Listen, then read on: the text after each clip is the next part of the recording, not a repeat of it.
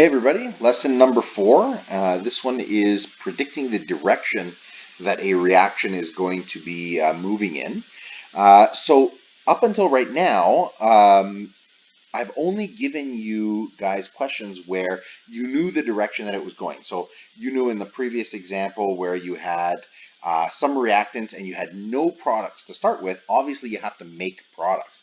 But that's not always the case. What happens if you run into a situation where I give you products and reactants, and then you have to determine, is the reaction going to proceed in the forward direction, or is the reaction going to proceed in the reverse direction? Like which side is going to be favored there? And so in order to determine this, we can use something called the reaction quotient, which takes a look at the current conditions and then compares them to the equilibrium values, and then that will tell us which direction we have to actually flow in, which is basically what this entire section just says. So I'll have a read through that, and then we'll go from there. So recall that when we look at our equilibrium constant equation, the mass action expression, it's the concentration of the products over the concentration of the reactants raised to their coefficients. The reaction quotient equation is the same equation. The big difference is when we're calculating reaction quotient, which is what we're going to use to tell us which direction it's going to go, we're looking at the conditions that we are in currently. We are not looking at the conditions at equilibrium, not necessarily at equilibrium, I should say. So again, it's still products over reactants raised to their coefficients. We're looking for QC, and then we're going to take that QC value and we're going to compare it to the K value, the actual equilibrium constant, to determine whether the equilibrium is going to shift left or if it's going to shift right or if it's at equilibrium. So if the value for QC is equal to KC, then that means the ratio that exists between products and reactants is the same right now as it is in at equilibrium. Notice that the subscript has changed. So instead of KEQ, I'm using KC because I'm dealing specifically with concentrations. If the value for QC is greater than KC, then the reaction is going to push left. So let's just pause there and think about this. I know that products are on the top and reactants are on the bottom in my equation. If Q is bigger than K, how can I mathematically make this equation bigger? Well, there's only one of two ways you can do it. Either your numerator has to be bigger, or your denominator has to be smaller. Well, what's in our numerator? Our numerator has products, and what's in our denominator? It's reactants. So if I have too many products, I'm going to push left in this equation. So I'm going to start going in this direction. And that's because I need to make more reactants to get to the proper ratio between products and reactants so that I'm at equilibrium. So I'm going to force myself to push left.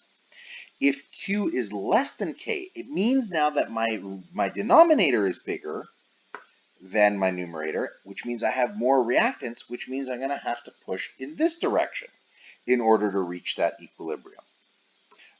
So let's have an example here.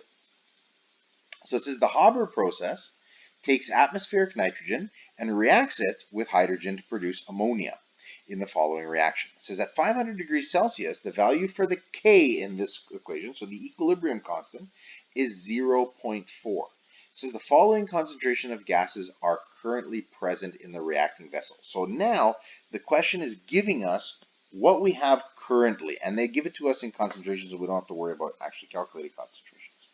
So I can produce the reaction quotient equation. So QC is equal to the concentration of products raised to their coefficients over the concentration of reactants raised to their coefficients. So my products, NH3, according to my equation up top that you guys see here, have a coefficient of 2.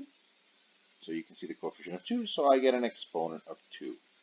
If I look at, if I look at my reactants, I have a coefficient of 1 in front of my N2 and a coefficient of 3 in front of my H2. And so you'll notice in the denominator of the reaction quotient expression, which is the same expression as the mass action expression, you'll notice that it's to the power of 1 for N2 and to the power of 3 for H2.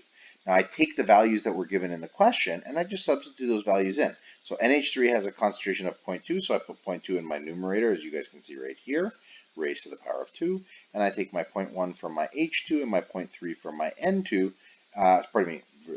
reverse that, 0.1 for my N2 and 0.3 for my H2, and you'll notice that the values are raised to their coefficients. When I substitute all these values in and plug it into my calculator, I get a value of 14.8, which means that my Q value is much larger than my K value.